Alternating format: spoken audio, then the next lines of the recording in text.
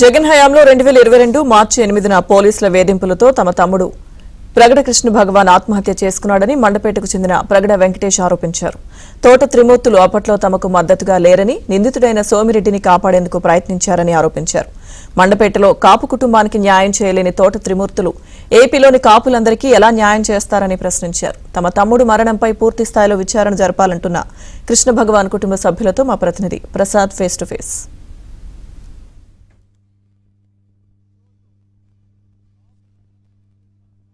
రాష్ట్ర వ్యాప్తంగా కులాల మధ్య చిచ్చు పెట్టే విధంగా వైసీపీ వ్యవహరిస్తున్న తీరుపై కూటమి ప్రభుత్వ నేతలు మండిపడతా ఉన్నారు. మరోవైపు విజయవాడ వ్యాప్తంగా రాష్ట్ర వ్యాప్తంగా గాదే సాయికృష్ణ వ్యవహారంలో వైసీపీ నాయకులు చేస్తున్నారు ఈ కుల రాజకీయాల నేపథ్యంలో గోదావరి జిల్లాలో ఉన్న కాపు సంఘాల నేతలు తీవ్రంగా మండిపడతా ఉన్నారు. ముఖ్యంగా వైసీపీ ప్రభుత్వ హయాంలో ఆ రోజు ఎంతో మందికి అన్యాయం జరిగిన ఏమాత్రం పట్టించుకొని పాలకులు జగన్మోహన్ రెడ్డి ఈరోజు తమ ఆవేదన అర్థం చేసుకోకుండా ఇబ్బందులు పెడుతున్న పరిస్థితిపై కూడా విజయవాడ వేదిక వాళ్ళు ఆవేదన వ్యక్తం చేస్తారు. ప్రస్తుతం మనతో పాటు కొంతమంది బాధితులు కూడా ఉన్నారు. చెప్తాం అప్పుడు ఏం జరిగింది, మీకు ఎందుకు ఈరోజు ప్రెస్ మీట్ పెట్టి న్యాయం డిమాండ్ చేస్తారు? అంటే ఈరోజు తోట తిరుమూర్తులు గారు ప్రెస్ మీట్లు పెట్టి కాపులకు అన్యాయం జరుగుతుంది, కాపులకు న్యాయం చేయాలని చెప్పేసి రకరకాలుగా పవన్ కళ్యాణ్ గారి మీద నిందలు చేస్తున్నారు. మరి అదే నియోజకవర్గంలో ఆయన ఎమ్మెల్సీ ఉండే పట్టణంలో మాది కూడా కాపు నియోజకవర్గమే కదా, మరి మాకు న్యాయం చేయలేంది ఈరోజు బయటలు అల్ల గుర్తొచ్చారు.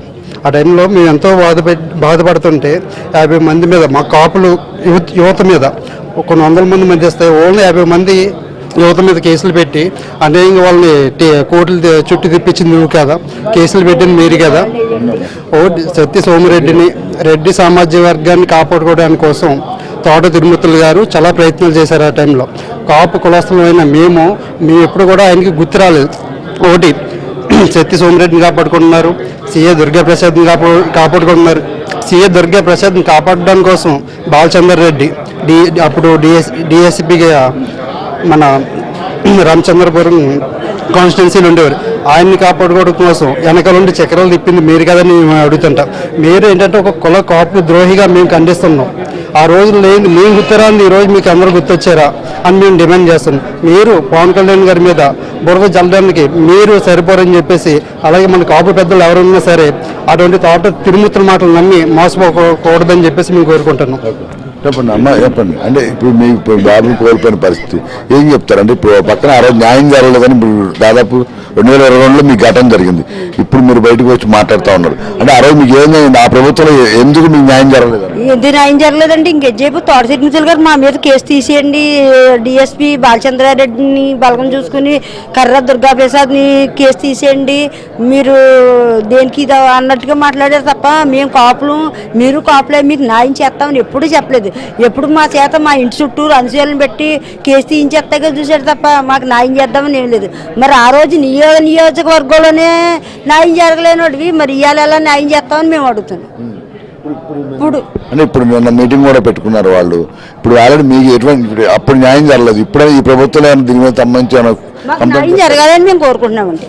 మా కాపులకి న్యాయం జరగాలని కోరుకుంటున్నాం. మరి అయాల కాపులే మరి అయాల ఈ కాపులందరూ ఏమైపోయారు? అయాల మీ పార్టీలోనే మీ కాపులందరూ ఏమైపోయారు? ఇవాళ కాపులందరూ ఎక్కడి నుంచి వచ్చారు?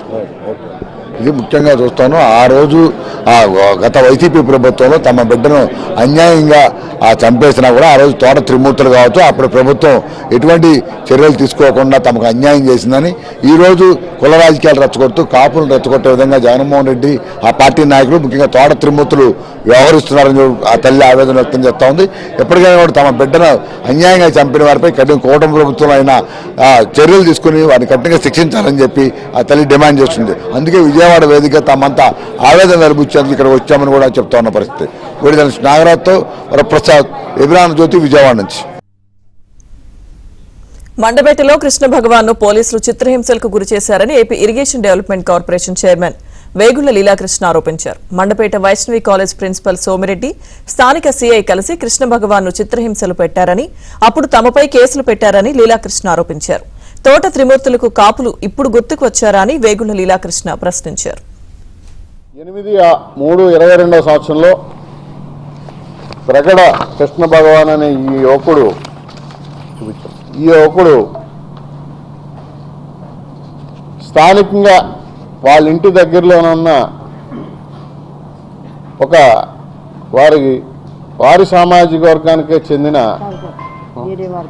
వేరే సామాజిక వర్గానికి చెందిన ఒక అమ్మాయిని ప్రేమించడం జరిగింది. ప్రేమిస్తే ఆ ప్రేమించిన అమ్మాయి తాలూకు వ్యక్తి సోమిరెడ్డి అనే వ్యక్తి, సత్తి సోమిరెడ్డి వ్యక్తి వైష్ణవి కాలేజ్ ప్రిన్సిపాల్. అతను మెండపేటలో ఉన్న వైష్ణవి కాలేజ్ యొక్క ప్రిన్సిపాల్. ఈ అబ్బాయి ప్రేమించాడని చెప్పి ఆ రోజు ఉన్నట్టు అక్కడ డిఎస్పీగా ఉన్నటువంటి డి బాలచంద్రారెడ్డి అని ఒక డిఎస్పీ, ఒక దుర్మార్గమైన డిఎస్పీ ఆ రోజు అక్కడ ఉన్నాడు. అతను ఈ సత్తి సోమిరెడ్డి అలాగే స్థానికంగా ఉన్నటువంటి సిఐ అందరూ కలిసి ఈ యువకుడిని చిత్రహింసలు గురి చేస్తే ఆ యువకుడు అదే రోజు సాయంకాలం ఆత్మహత్య చేసుకుని చనిపోవడం జరిగింది. మరుసటి రోజు ఆ ఆత్మహత్య చేసుకున్న సంఘటనలో మేమందరం తీసుకెళ్ళి మా మెండపేట పట్టణంలో ఏదైతే కలపూ సెంటర్ ఉందో ఆ కలపూ సెంటర్లో విగ్రహాన్ని పెట్టి ఆ యొక్క డెడ్ బాడీని పెట్టి వారి మీద చర్య తీసుకోమని మేము అప్పుడు డిమాండ్ చేస్తే ఆ రోజు ఉన్నటువంటి డిఎస్పీ బాలచంద్రారెడ్డి మా అందరిపైన కేసులు కట్టి, మాతో పాటు 100 మంది కాపు యువకులపై కేసులు కట్టి వారందరినీ కూడా నిర్బంధించి, మమ్మల్ని అందరినీ ఒక గదిలో పెట్టి నిర్బంధించి ఆ యొక్క డెడ్ బాడీని ఆ రోజు పోస్ట్మార్టం తరలించడం జరిగింది. ఆ రోజు మా మెండపేట నియోజకవర్గంలో వైసీపీ పార్టీ తరఫున ఈరోజు శాసన మండలి సభ్యుడిగా ఉన్నటువంటి తోట త్రిమూర్తులు గారు అక్కడ ఎమ్మెల్సీగా